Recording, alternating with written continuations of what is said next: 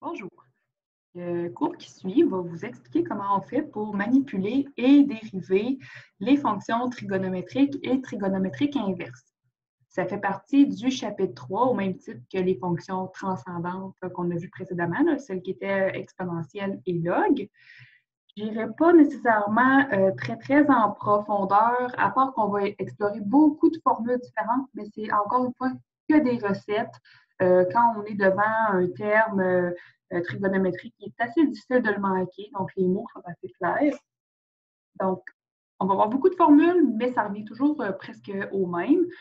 On va devoir explorer également un petit peu cet ami. Donc, si vous l'avez vu au secondaire, peut-être que ça vous rappelle des bons ou des moins bons souvenirs. Je ne l'explore pas en profondeur avec vous. Je vais l'utiliser à une seule reprise pendant mon travail que je vous propose. Puis, je vais vous donner aussi une alternative là, pour une réponse qui serait un petit peu moins complète, mais quand même qui serait acceptable. Donc, vous avez le cercle trigonométrique que vous reconnaissez qui est divisé en 360 degrés. Si on parle des angles en radians, donc les radians, ce sont les angles en fait qui ont fait en sorte que le cercle est divisé en 2 pi radians. Un radian, comment on délimite ça? C'est qu'on part de 0 ici. Et quand on a atteint la longueur d'un rayon, on arrête. Et là, on a l'angle de 1 radian. Donc, c'est une autre façon de diviser le cercle et c'est la manière la plus utilisée quand vous commencez à faire des dérivés, etc. Il faut toujours être en radian. Votre calculatrice, d'ailleurs, si vous faites des calculs, elle doit être en radian pour avoir les bonnes réponses. Donc, dans le cadre de ce cours-ci, les degrés, on ne les exploitera pas vraiment, à part des fois pour quelques situations là, qui seraient un peu plus appliquées. Quand on dit 45 degrés, on dirait qu'on a tous la même image. Contrairement à si je vous dis un angle de pi sur 4, c'est un peu moins visuel pour la majorité d'entre nous. Ensuite, vous allez avoir besoin de votre feuille de formule. Donc là, ça va avoir l'air très lourd, mais pas tant que ça, vous allez voir. On va faire toutes les dérivées des fonctions trigonométriques et trigonométriques inverses. Je ne fais pas d'exemple pour chacun d'entre eux parce que regardez, vous avez arc sinus. Donc, si je me retrouve devant ce mot-là, la dérivée, je dois appliquer la recette ici.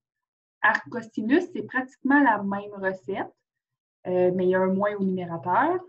Arc tangente, j'ai une recette. Arc cotangente, donc ici, faites juste attention, c'est un peu une erreur de frappe. Je trouve que c'est pas très joli. Là. Arc cotégé de U. Donc, arc cotangente, arc séquente et arc coséquente. Ce sont tous des termes, peut-être que vous avez, en fait, que j'espère que vous ayez déjà vu ça au secondaire. Sinon, je vais les explorer pour les définitions assez rapidement. Mais comme je vous dis, je ne refais pas les notions du secondaire à ce sujet-là. Je prends pour acquis que vous en avez une légère base. Donc, on va explorer toutes ces formules-là et on va faire un petit problème d'application. Ça va vous aider à compléter votre travail. Donc, c'est drôle, hein? On a vu les petites formules ici en autant de temps qu'on va avoir toute cette quantité-là. Donc, je me lance ici. Donc, dérivation de fonctions trigonométriques et trigonométriques inverses, fin du chapitre 3. Je répète un petit peu ce que je disais tantôt, donc par rapport au radian. Donc, un angle ici, la lettre qu'on utilise le plus souvent en trigonométrie, c'est θ. Donc, le petit O avec une barre dans le milieu, là, que vous voyez à quelques reprises ici. Donc, θ va être la mesure de variable, en fait, la variable qu'on utilise pour mesure d'angle. Donc, ce qui est important de retenir là-dedans, c'est que si je veux une coordonnée de points avec une ouverture d'un certain angle qu'on ne connaît pas nécessairement, mais qui va être connu, les coordonnées de ces points-là vont être faciles à calculer. Pour la coordonnée en X, on va prendre le cosinus de l'angle. Et pour la coordonnée en Y, on va prendre le sinus de l'angle. Donc, par exemple, si j'ai l'angle pi sur 4, ou en degrés, ce serait 45 degrés, je peux faire ici cosinus de pi sur 4, ça va me donner un chiffre, et c'est la coordonnée en X qui correspondrait à ce point-là. Sinus de pi sur 4, ce serait la coordonnée en Y. Et il ne faut pas négliger, il va y avoir des X qui vont devenir à un moment donné négatifs, et des Y également qui vont devenir négatifs. Donc, ce cercle-là, on va en avoir besoin parce que la calculatrice seule ne donne pas toutes les réponses dont on a besoin. Il faut utiliser notre tête, il faut utiliser le cercle trigonométrique. Quelques petits rappels. Donc, sinus, cosinus, c'est les deux de base. Donc, on les voit ici. Sinus, c'est la coordonnée en Y, cosinus, c'est la coordonnée en X. Les autres qu'on voit en trigonométrie, donc, c'est juste des complémentaires. On a la tangente qui utilise sin sur cos. Donc, c'est un rapport du sinus divisé par le cosinus. Cotane ou cotégé, donc là, c'est ici, ça aurait pu être écrit cotégé, cotangente. C'est l'inverse, tout simplement. Cos sur sin au lieu de sin sur cos. C'est utilisé de temps en temps, donc il y a une application habituellement qu'on fait, mais on ne fera pas dans le cadre du cours raccourci. Il y a une application qu'on fait qui va être plus bénéfique de prendre cotangente parce qu'on aime mieux avoir les variables au numérateur qu'au dénominateur. Donc, je ne vais pas plus loin là-dedans, mais il y a des fois qu'on va vouloir l'inverse juste pour que nos variables soient plus accessibles. Séquente, c'est l'inverse, donc c'est 1 divisé par le résultat de coséquente de l'angle. Donc, c'est juste la définition. Donc, séquente, c'est 1 sur coséquente. Encore une fois, c'est une histoire de variable ou une histoire d'accessibilité qui va jouer là-dedans. Coséquente, c'est 1 sur sin. Donc, 1 divisé par le résultat du sinus de l'angle qui nous intéresse ici. Il y a quelques identités trigonométriques qui vont être beaucoup plus utiles pour ceux qui vont continuer en calcul différentiel 2, en fait, le calcul intégral. Vous allez utiliser beaucoup ce genre de choses-là, les identités trigonométriques.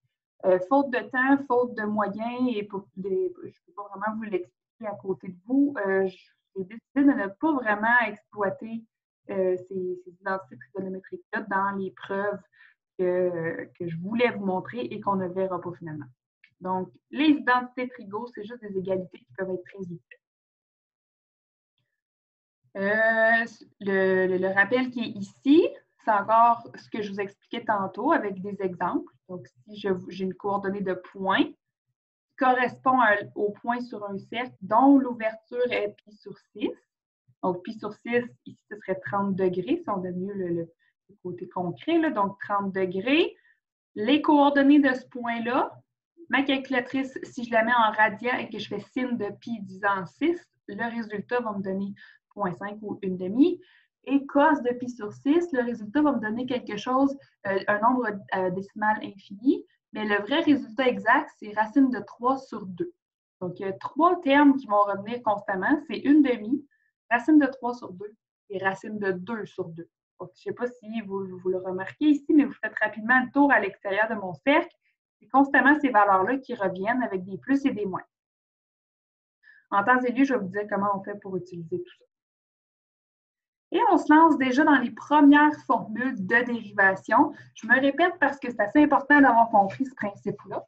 Quand je dérive une formule, c'est que je me dis, cette formule-là de départ, je veux savoir son taux de variation instantanée pour tous les points X. Donc, tous les points de l'axe des X ou l'axe indépendant là, qui est horizontal, je veux savoir c'est quoi le taux de variation de la fonction de départ que j'essaie de dériver pour n'importe quel point. Donc, si je suis en présence d'une fonction sinus de quelque chose, ici le U, ça remplace une expression pleine de X ou de T ou de n'importe quoi. Donc, une expression variable. Si je veux dériver ça, même principe que ce qu'on fait habituellement, on a une recette. Donc, la dérivée va faire le cosinus de l'expression telle quelle. Parenthèse par parenthèse, il n'y a pas de différence. Donc là, j'ai fait exprès d'échanger un peu les notations ici. Là, il n'y a vraiment pas de différence. Donc, si vous faites des calculs sur la calculatrice, peut-être une petite différence. Faites attention de mettre des parenthèses pour dire à votre calcul, je fais le cos de ceci. Et vous allez continuer après avec des multiplications. Donc, cos de U, c'est le début. Donc, le dérivé de sin de U, c'est cos. Et si le U, ce n'est pas juste X tout nu, là, il va falloir rajouter la dérivée de l'intérieur. C'est toujours le fameux du dx qui est toujours là. C'est la dérivée du U. Donc, peu importe où il se trouve, il faut le rajouter à la fin, la dérivée de l'intérieur. Donc, ça, c'est pour la première formule, dérivée d'un sin. Et dérivée d'un cos, c'est la même chose, sauf qu'il y a un moins. Donc, la dérivée d'un cos, c'est moins sin de l'expression fois dérivée de l'expression. Donc, ça, on ne l'éprouve pas. On va prendre pour acquis que c'est comme ça. Ça fait des décennies qu'on travaille avec ça et ça a été prouvé. Si jamais c'est quelque chose qui peut vous intéresser, vous explorerez le chapitre 3 pour voir comment on arrive à prouver ça. C'est quand même assez intéressant. Dérivé d'un sin qui donne le cos, donc le taux de variation varie de la même manière pratiquement que la fonction elle-même, avec un certain décalage. On fait un exemple. Vous avez la fonction qui est sin, hein, c'est assez facile à voir, on voit le mot sin, et on a une expression à l'intérieur dans les parenthèses. Dans ce cas-ci, je n'ai pas le choix de mettre des parenthèses, sinon j'aurais fait juste sin de x carré, puis le reste aurait été à l'extérieur. Ici, les parenthèses sont importantes, c'est ça mon U à l'intérieur. Et ça comme ça. Donc, ça, c'est mon U. Donc, si je veux dériver la fonction, j'indique que je dérive avec un prime. La dérivée de sin, c'est cos de exactement ce que je voyais, fois la dérivée de l'intérieur de la parenthèse. Donc, la dérivée de x2, c'est 2x. La dérivée de 2x, c'est 2. Donc, ici, désolé, ça aurait dû être un 2. Donc, ici, c'est un 2 qui va là. Donc, dérivée par rapport à x ici là, de 2x, ça donne 2. Deuxième exemple. Je me retrouve avec y qui vaut sin carré de 2x plus 1. Donc, sin carré de 2x plus 1, c'est une manière de noter les choses qui signifie ceci. Donc, quand le carré est collé entre le sin et son argument, c'est vraiment comme si j'avais une grosse parenthèse ici et que toute l'expression sinus, donc le mot inclus avec toute l'expression à l'intérieur, tout ça était au carré.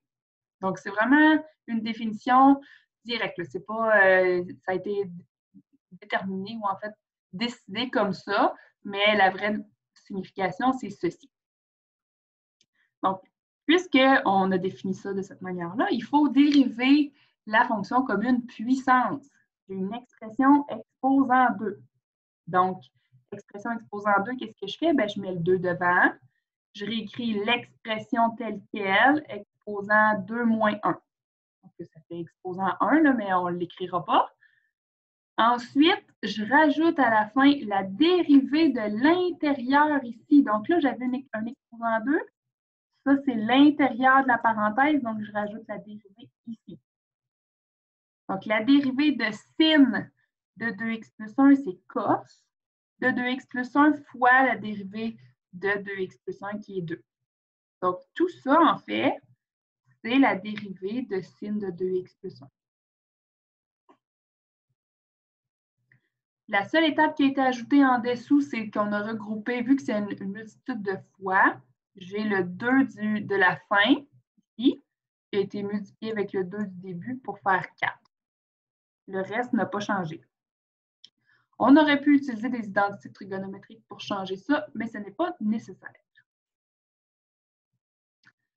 Exemple 3. Là, on vient ajouter ce qu'on a vu la semaine dernière, une exponentielle, une base 4 exposant une variable. Donc, on a une exponentielle.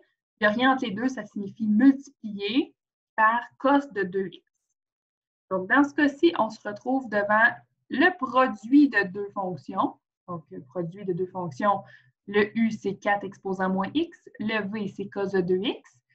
La dérivée de u, c'est, on se rappelle de la semaine passée, l'expression elle-même fois la dérivée de l'exposant fois constante ici qui est ln de 4.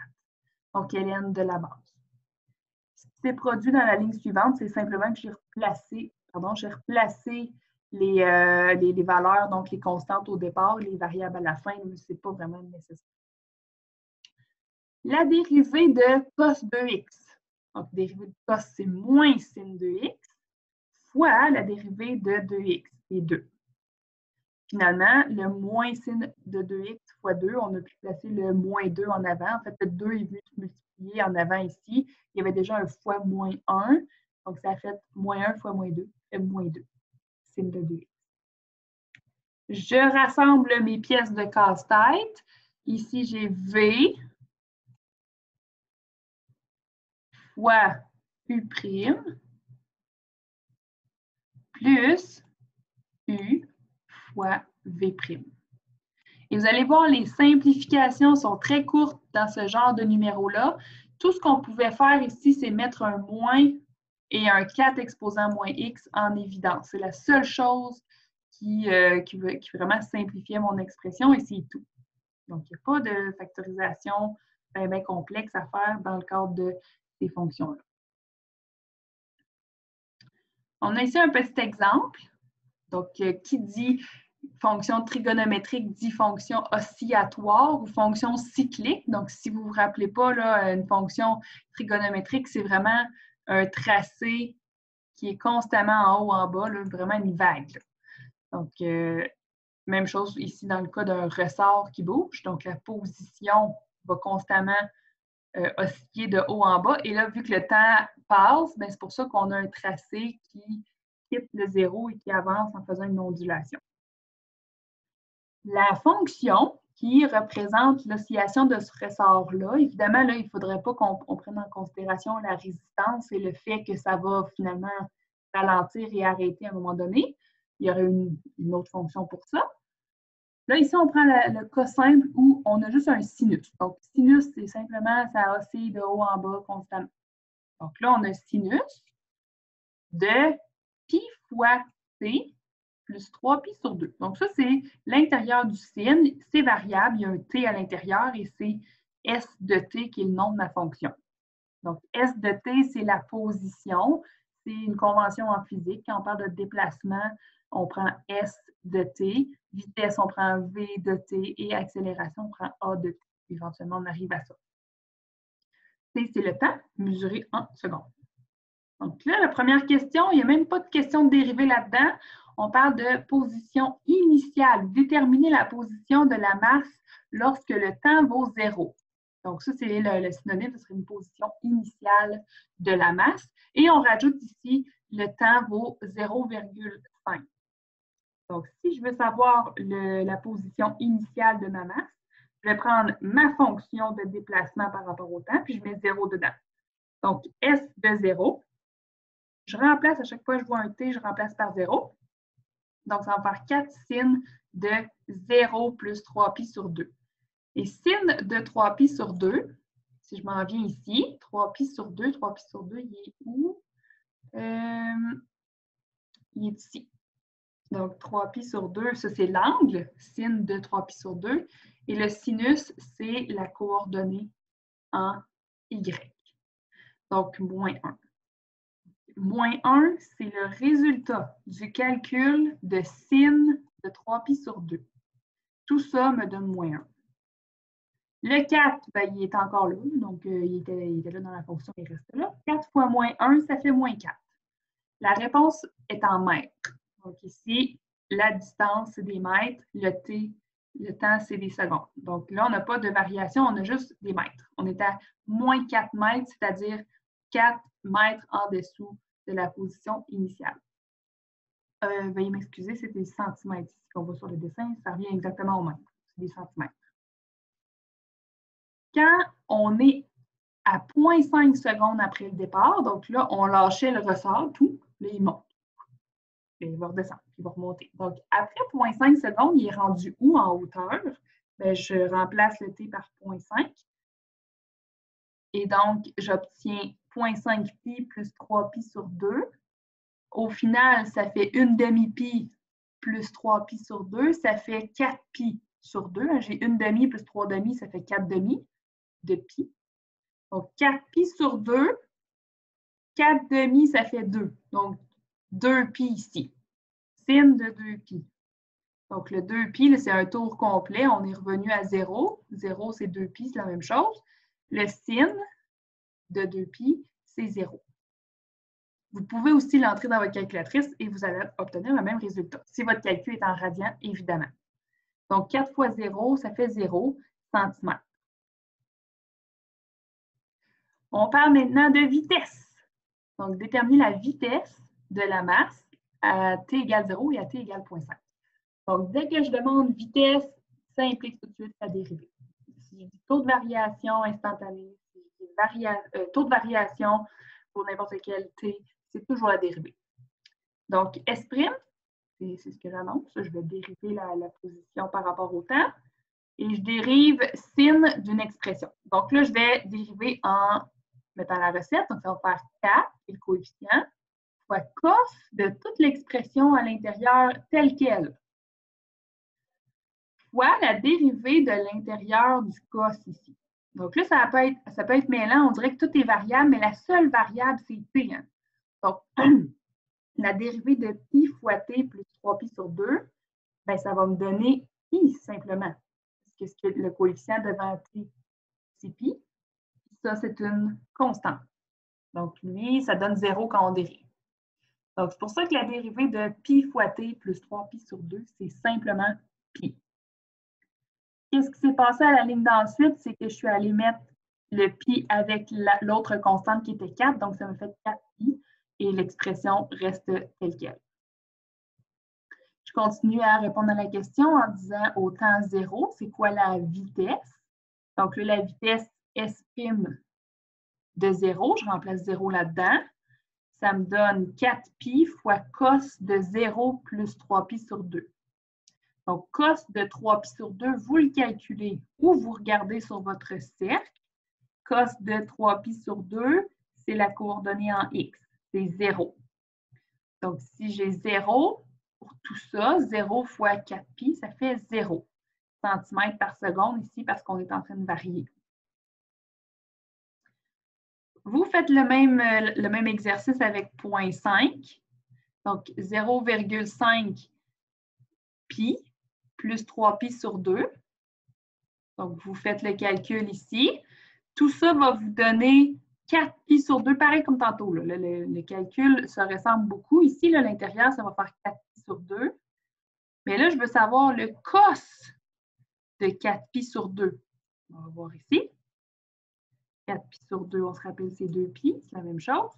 Le cos de 2pi, c'est 1. Finalement, toute l'expression ici, cos de tout ça, quand je remplace t par 0,5, ça va me donner 1. Et là, je fais 1 fois 4pi. Ma réponse, c'est 4pi. Mais là, j'ai marqué la réponse approximée. Si vous prenez votre calcul, vous faites 4 fois pi, ça va vous donner à peu près 12,57 cm/s. Donc, c'est la vitesse à laquelle va votre ressort à ce moment précis-là. Même question. Accélération. Donc, on redérive encore. On est rendu à la dérivée seconde. Donc, dérivée seconde, c'est la même chose que d'habitude. Ça me donne une information sur le taux de variation de la fonction précédente. Donc, une accélération, c'est la variation de la vitesse. Donc, je redérive encore. Donc, je dérive 4pi fois cos de pi t plus 3pi sur 2.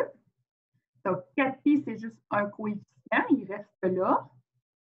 La dérivée de cos, c'est moins sin de toute l'expression, fois la dérivée de l'intérieur. C'est quand même tout le temps la même chose. La dérivée de pi t plus 3pi sur 2, c'est pi seulement.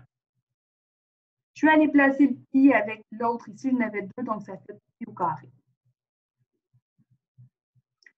Donc, si je m'intéresse à l'accélération au moment 0, il ne faut pas oublier que c'est une formule qui est cyclique. Donc, quand on était au moment 0, il y avait quelque chose avant. Donc, ce n'est pas nécessairement tout à fait à 100% comme dans la vraie vie où là, il n'y a pas d'accélération au moment 0, je le tiens, il ne bouge pas.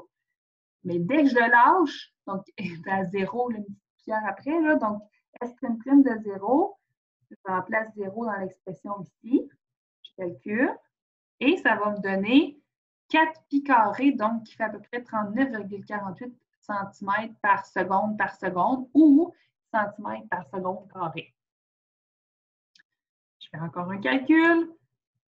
S' de 0,5. Bien là, il n'y a plus d'accélération. Donc, probablement qu'il est en train de remonter la crête. Donc, il n'y a plus d'accélération à ce moment-là. C'est normal, la vitesse est en train de changer de côté. Pas obligé d'aller dans le détail, c'est tout simplement de calculer, de constater. J'espère que cette question-là est quand même clair, c'est juste le principe d'appliquer des mots sur les concepts. Et là, je vous pitch 4 formules en même temps. Donc, la dérivée de tangente, cotangente, sécante, cosécante. On a des recettes qui s'appliquent ici. Donc, quand je dérive tangente de n'importe quoi, la dérivée va me donner la sécante au carré de l'expression qu'on avait au départ fois la dérivée de cette expression-là. Quand je dérive cotangente d'une expression, j'applique cette recette-là. Donc, j'écris moins coséquente carré de l'expression fois la dérivée de l'intérieur de cette expression. Même chose pour sécante, même chose pour coséquente. J'ai des formules. C'est vraiment des recettes. Là. Donc, ici, j'ai un fois entre les deux. Peut-être que ça a pu faire confusion vu qu'il y en avait un ici. On n'a pas là, mais il y a un fois entre sécante et tangente. Donc, votre feuille de formule va vous être très utile dans ce cas-ci quand vous êtes en train de dériver. Exemple 1. Donc, on a ici, je fais exprès, là, vous avez l'expression tangente de x à la 3 et tangente à la 3 de x, qui est deux choses différentes. Donc, c'est pour ça que je les ai mis ensemble, pour qu'on voit la nuance entre les deux. J'ai un plus, donc je n'ai pas besoin d'utiliser entre tangente et l'autre tangente, je n'ai pas besoin d'utiliser un fois, une division ou quoi que ce soit. Là, tout ce que je peux faire, c'est dériver chacun des deux morceaux individuellement. Donc, je prends le premier. Je n'ai pas de puissance dans celui-là. L'expression avec une puissance est dans le tangente. Donc, qu'est-ce qui englobe tout ce morceau-là? C'est tangente. Donc, c'est pour ça que je commence en dérivant tangente, ce que je ne ferai pas ici. Donc là, en ce moment, je dérive tangente. Donc, je remonte un peu plus haut. La dérivée de tangente, c'est quoi la recette? C'est sécante au carré de l'expression dérivée de l'expression. OK. Donc, sécante au carré de x3 fois dérivée de x3. Dérivée de x3, ça devrait être rendu assez intuitif pour vous et assez rapide à ce stade-ci de la session. Donc, c'est 3x2 plus, le même plus qu'ici. Là, je me retrouve devant un produit, en fait, pas un produit, une puissance plutôt, excusez-moi, le tangente à la 3. Je vous rappelle l'équivalence, c'est comme si on faisait tangente de x, tout ça exposant 3. Donc, si j'ai un exposant 3, je dois le placer devant. Réécrire l'expression exposant 2. Mais là, l'exposant 2, j'ai suivi la notation comme on me suggérait ici, je l'ai mis ici. Bon, une fois que ça est fait, il ne faut pas oublier de dériver le tangente de x. Donc, tangente de x, c'est comme l'intérieur de la puissance. Donc, dérivé de tangente de x, c'est sécante au carré de x, comme on vient de voir en haut ici. Donc, tangente de quelque chose, c'est sécante carré de quelque chose, la dérivée. Donc, tangente de x, c'est sécante carré de x fois la dérivée de x qui est 1. On n'aurait pas eu besoin de mettre le fois 1, c'est juste pour vous montrer qu'il ne faut pas l'oublier. Et là, la dérivée, c'était ça le gros morceau parce que la simplification, il n'y en a pas vraiment. On aurait pu faire un 3 en évidence. Je ne suis pas tellement... ça ne me dérange pas que vous ne mettiez pas les valeurs constantes en évidence ou des factorisations au niveau des constantes.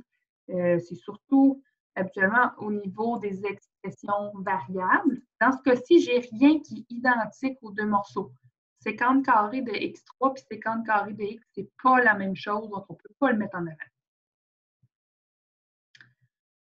Exemple 2, je dérive sécante de 4t moins 1, tout ça exposant 4. Hein? C'est ça que ça veut dire le petit 4 qui est ici.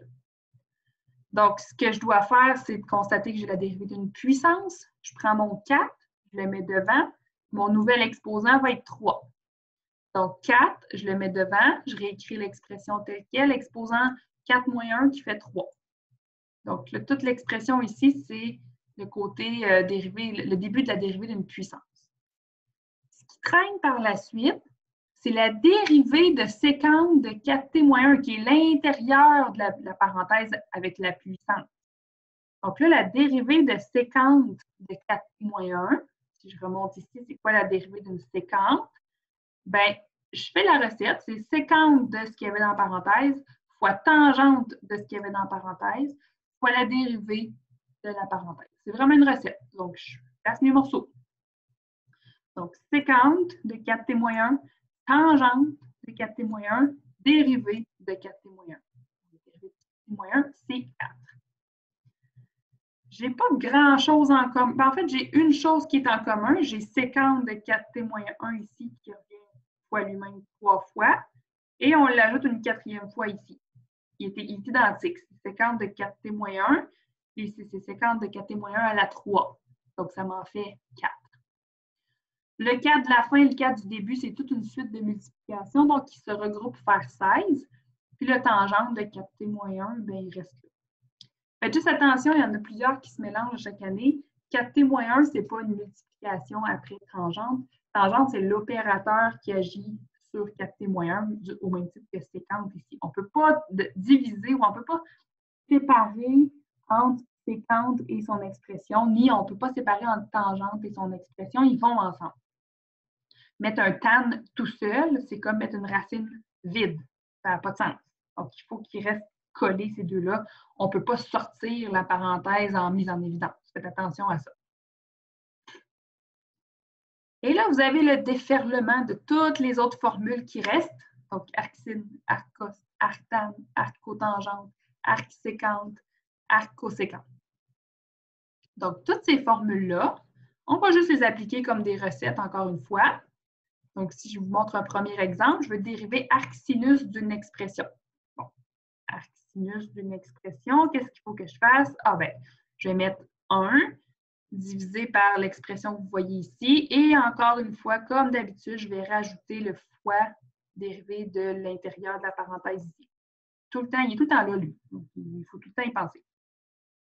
Donc, je vais faire 1 divisé en racine de 1 moins expression au carré. Donc, 1 divisé en racine de 1 moins l'expression, qui est racine de x. J'essaie de le prendre, ça ne marche pas. Donc, tout ça ici, au carré, fois la dérivée de racine de x. Donc, dérivée de racine de x, c'est 1/2 en avant, x exposant moins 1/2. On l'a fait plusieurs fois, mais vous pouvez le refaire à côté tranquillement si vous voulez. Je l'ai remis dans sa forme avec l'exposant positif, donc l'exposant en bas. Ça ici, j'ai simplifié la racine de x au carré, ça fait juste x. Donc, ça, c'est l'expression qui en découle. Ensuite, qu'est-ce qui s'est passé de la ligne 2 à la ligne 3? Bien, l'exposant 1/2, j'ai retourné ça en racine pour la jumeler avec sa voisine. Donc, ça, ce sont des propriétés des exposants ou des propriétés des racines qui me permettent de faire ça. Quand je fais racine d'une expression fois racine d'une autre, je peux faire une seule racine, multiplier les expressions en dessous. Donc, racine de 1 moins x fois racine de x, ça fait racine de x fois 1 moins x. Le 2, il reste dehors à l'extérieur, il attend. Le 2 provient d'ici, d'une demi du départ.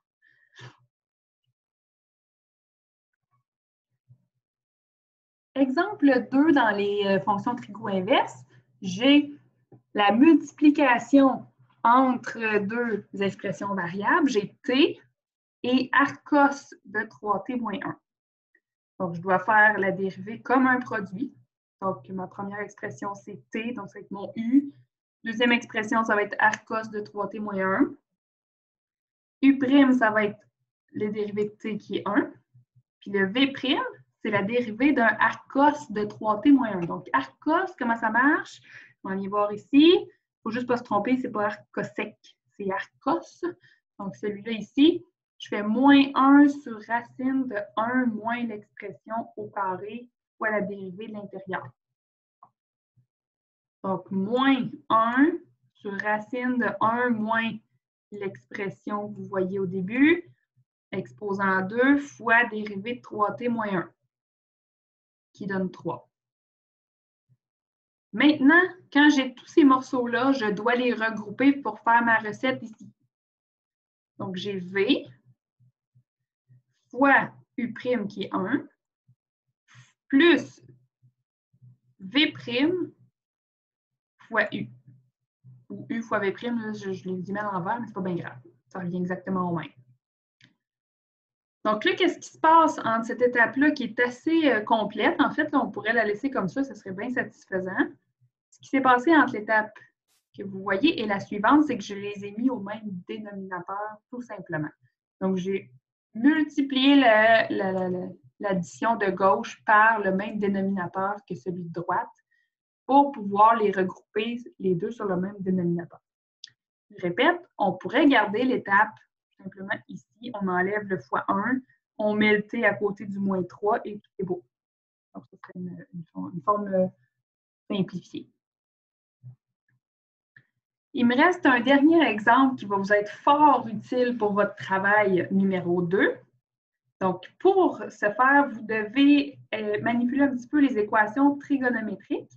Donc, les équations trigonométriques, ce qui est un peu embêtant avec ça, c'est qu'il y a beaucoup de réponses. En fait, il y a une infinité de réponses quand on essaie de faire une égalité qui implique des fonctions trigonométriques.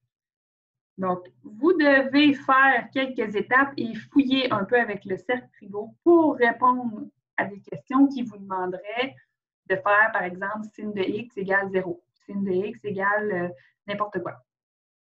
Donc, ce qu'on doit faire, comme par exemple ici, dans les étapes que je n'ai pas nommées ici, là, il faut isoler d'abord le sin ou le cos d'un côté de l'équation et le reste de l'autre. Donc, ce qu'on fait, on envoie le 1 de l'autre côté, donc plus 1 de chaque bord. Donc, ça me fait 2 sin de t égale 1. Et je continue d'isoler, j'enlève le x2 qui est à l'extérieur du sin en divisant par 2 de chaque côté. Donc, je me retrouve avec sin de t égale à 1/2. Et là, la belle expression que vous voyez à droite ici, d'où ça sort, qu'est-ce que c'est? Bien là, il faut que je me demande sin de quoi me donne 1/2. Donc là, ça me prend mon cercle trigonométrique. Je me demande le sin de quel angle, ici, j'en ai plusieurs, des angles remarquables, me donne 1/2. Donc le 1/2 là, pour le sinus qui vaut 1/2, c'est dans les Y qu'il faut que je cherche. Donc dès que je vois 1/2 dans le Y, j'arrête mon attention à cet endroit-là et c'est une des réponses que je cherche. Donc j'en vois un ici. Le sin de pi sur 6 donne 1/2. Donc, c'est pour ça que ma première réponse, c'est pi sur 6 ici. Donc, je répète, le sin de quoi donne 1/2? C'était le sin de l'angle pi sur 6. Donc, c'est pour ça qu'on voit la réponse ici qui est pi sur 6. Tout ça, c'est une formalité pour dire, ben, je vais voir ma réponse apparaître à pi sur 6, mais je vais la revoir à chaque 2 pi, à chaque tour suivant. Je vais voir encore et encore et encore apparaître cette fameuse réponse parce que la fonction sin, elle est cyclique. Donc, si je voulais faire un dessin, la fonction sin, elle est cyclique. Donc, elle monte, descend, monte, descend, monte, descend constamment. Donc, des réponses, des endroits en X qui font que le sin vaut 1/2, j'en ai des tonnes. Je vais faire au dessin plus tard, je vous montrerai ça dans un instant. Donc, c'est pour ça ici que j'ai besoin de mon cycle. Je rajoute cette expression-là. Pas besoin de se casser bien la tête. Là. On la rajoute dès qu'on a trouvé l'angle. Donc, t égale combien? On rajoute plus 2 copies. Le k, pourquoi un k? Bien, ça veut dire rajoute 2 k, donc rajoute 2 fois 1, 2 fois 2, 2 fois 3, 2 fois 4, 2 fois 5. C'est comme les numéros de tours de cercle qui passent. Donc, ce n'est pas évident à comprendre. Je ne passe pas de temps à outrance là-dessus. C'est surtout le côté de chercher dans le cercle la réponse. Donc, le sin de quoi donne 1/2. Et là, je n'ai même pas fini parce que j'ai une deuxième réponse qui apparaît. Donc, j'avais une deuxième réponse, une deuxième place où le sin vaut 1/2. Les autres, là, j'ai moins 1/2, ce n'est pas exactement ce que je voulais, je fais 1/2. Donc, le 1/2 qui est ici, quand je fais le sin de 5 pi sur 6, j'obtiens 1/2. Donc, sin de 5 pi sur 6, donc sin de quoi me donne 1/2? Bien, c'est sin de 5 pi sur 6, donc le t vaut 5 pi sur 6. J'ajoute machinalement le plus 2 copies. Si j'avais eu à le faire, je peux isoler le t par la suite. Donc, s'il y avait eu 2t, 4t, peu importe, là, je peux isoler par la suite. Donc, je ne peux pas vous demander si ça va. Habituellement, ça va moyen dans cette section-là. Donc, si vous avez des questions, ça serait une bonne idée de venir dans les périodes de disponibilité. Ce n'est pas quelque chose de facile. flagellez-vous pas si vous n'avez pas compris du premier coup. Ça me fait plaisir de le réexpliquer pour ceux que c'est très, très loin, cette matière-là. Ça va me faire plaisir de vous l'expliquer plus tranquillement. Pour ceux qui auraient déjà tout compris, bien, je vais passer à l'exemple 2. C'est comme ça, vous allez pouvoir réécouter ou venir poser vos questions si vous avez des questions. Sinon, ben, je vais avancer. Donc, le deuxième exemple, l'intérieur du cos a un coefficient. Donc, cos de 2 θ. Donc, θ ici, c'est une variable. Je veux isoler l'expression en cos pour résoudre cette équation-là. Donc, à quel moment 9 plus 4 cos de 2 θ vaut 5?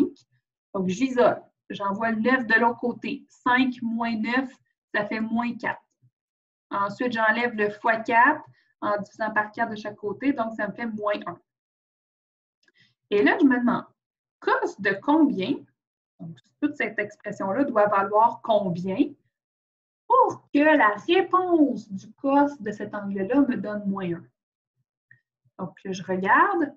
Le cos de combien me donne moins 1. Le cos, il faut regarder les valeurs en x.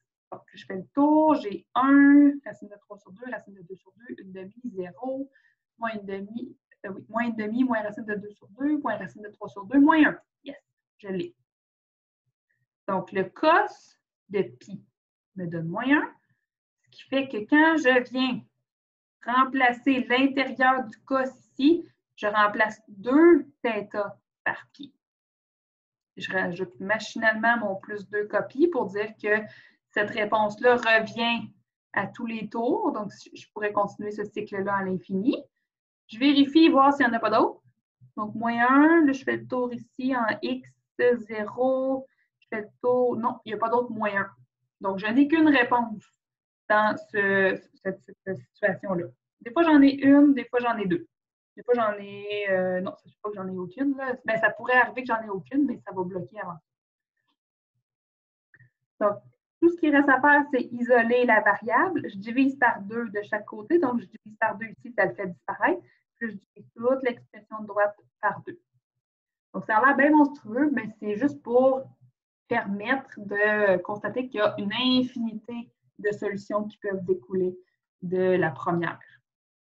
Puis ce qui est dommage, c'est que si vous faites ça avec la calculatrice, donc la calculatrice, il y a une touche pour aller chercher l'intérieur d'un sin ou l'intérieur d'un cos. Sur la calcul, c'est sin moins 1. Il y a un petit moins 1, il est vraiment au-dessus de la touche sin, habituellement en jaune. Sin moins 1, cos moins 1, tan moins 1.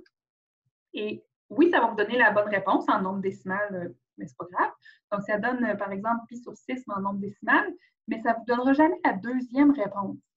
Il y en a une deuxième réponse. Il y en a plusieurs moments, mais la calcul en donne une seule. Donc, c'est pour ça que c'est bien de réfléchir, parce que sinon, on va échapper des réponses. Donc, il faut faire attention à ça. Et le dernier exemple, j'ai pris pratiquement la même formulation pour votre question 4 dans votre devoir. Donc, je n'ai pas mis la même fonction, mais j'ai quand même mis les mêmes genres de questions. Donc, vous pouvez voir qu'est-ce qu'il y a à faire par rapport à ça.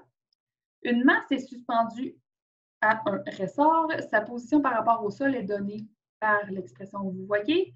Le temps est donné en secondes et je vous demande la position initiale. Donc, je remplace tout été par 0. Je calcule, ça me fait moins 1 mètre. Donc, il est en dessous de l'axe qui a été déterminé comme étant 0. Dans quelle direction se déplace la masse initialement? Donc là, ce n'est pas évident.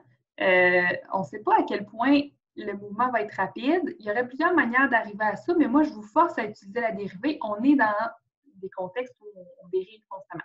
Donc, pourquoi utiliser la dérivée? Ben, c'est que je vais prendre la dérivée, ce que je fais ici. Donc, je dérive sin de t moins cos de t, ça donne cos de t plus sin de t.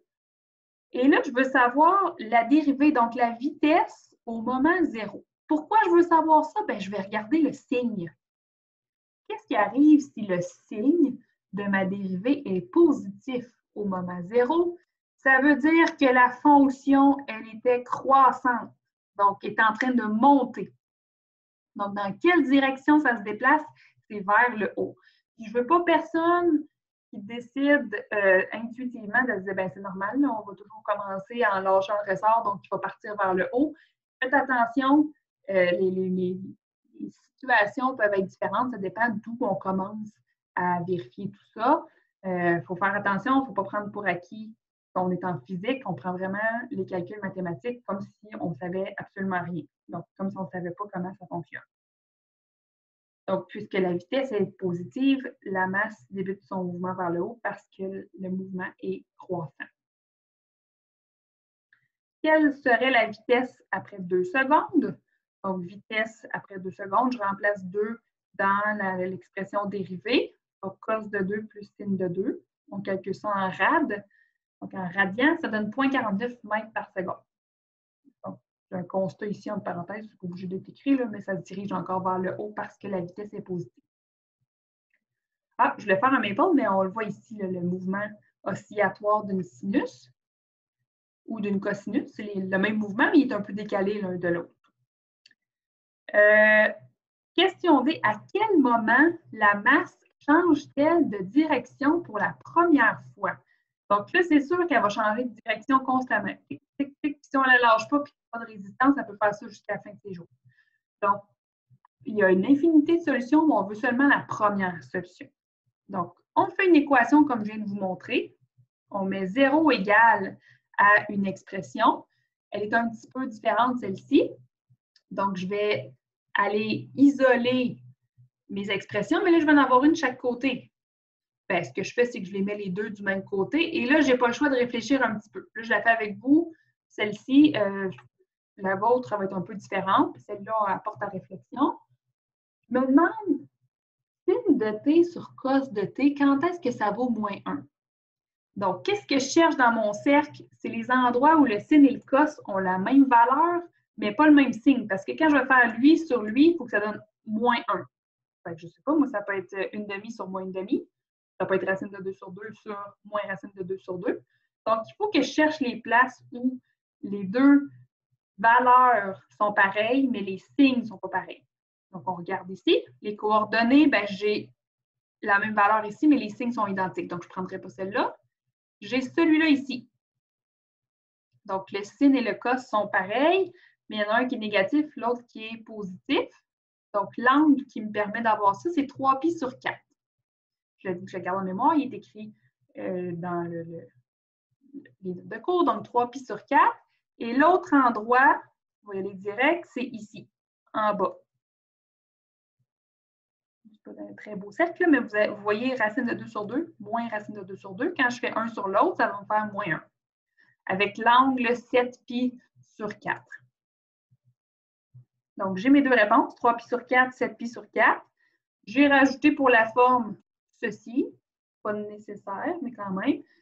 Donc, ce qu'il y a à retenir, c'est que ça donne à peu près, donc 3 fois pi divisé en 4, ça fait 2,36. Donc, la masse change de direction pour la première fois à 2,36 secondes. Donc, à 2,36 secondes, elle change de bord. Et elle va faire ça à chaque 6,28 secondes. D'où il vient mon 6,28? C'est 2 fois pi. 2 fois pi, ça fait 6,28. Et là, pourquoi le K? Ben, je vais faire une fois, 2 fois, 3 fois, 4 fois le 6,28 secondes. Donc, le K, c'est simplement comme un genre de minuteur qui fait 1, 2, 3, 4, 5. Donc, il tourne les chiffres comme ça, les entiers, fois la valeur ici. Donc, je vais faire, si je pars d'ici, je fais plus 6,28 une fois. Si je pars d'ici puis je veux me rendre au deuxième sommet, je vais faire plus 6,28 deux fois. Si je pars d'ici puis je me rends au troisième sommet, je vais faire 6,28 fois 3.